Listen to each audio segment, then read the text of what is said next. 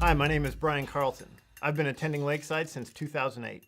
I grew up just outside of Kansas City, Missouri, in a loving home. The church we grew up in, I don't ever really remember them talking about sin. I don't ever remember them talking about a relationship with Christ. In high school, we had a thing at our school called Young Life. I didn't know a lot about it. Three of my really good friends went, and they met on Wednesday nights. And one night, they invited me to go. It was a lot of fun. We sang some songs. At the end, the leader shared a message about Jesus and talked about him in some ways I'd never really thought about before. That went on for that year, and then in the summer, everybody could go to Young Life Camp. One of the last nights, probably the second or third to last night, he spoke about sin. I didn't really see myself that way. You know, I'd never murdered anybody. I didn't really do any of the heinous bad crimes that I always think of with sin. But he shared that everybody was a sinner, everyone. And it made me angry because I thought I was good. But the next night he talked about the cross and about how Jesus died on that cross for everyone. Even me, even him, everybody. They let all the kids go out to different parts of the camp. All the lights were off, it was dark, it was just the stars. And just give you a chance to be alone with God, just kind of by yourself. And that night I knew that I wanted to trust Christ as my Savior, and I did. For whatever reason, when I moved to Iowa, God's importance in my life just kind of went away.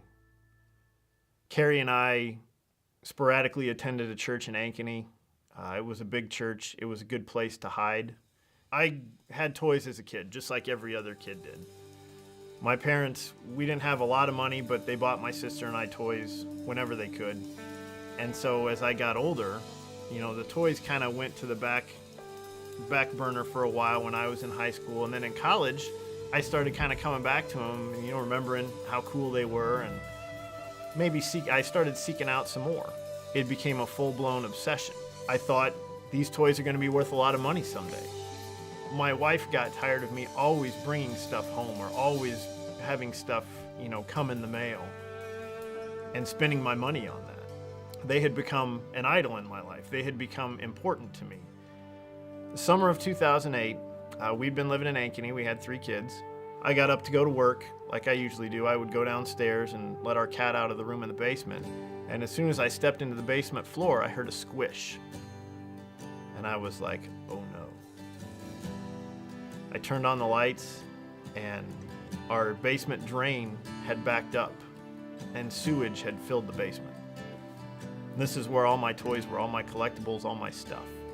I called the insurance. They said they would cover the basement. They had us call a company to come in and redo it. The guy that came, I was talking to him one day, and talking to him about church, and he invited us to come to his church up in Polk City. It was Lakeside Fellowship.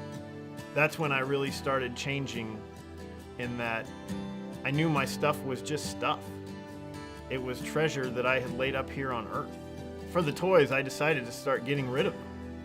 I started with one of the most valuable ones that I had. It was a toy that was made over in India of Superman that the company got sued about.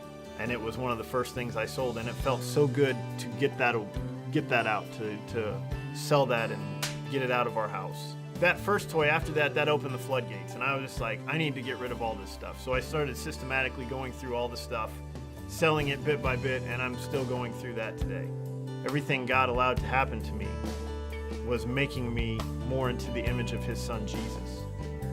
No matter what happens today, what happened back then, or what happens tomorrow or in the future, I know God is going to be working in me. He's going to be shaping me to be like Christ. He made a way for me to come back to him. And I'm very thankful for that.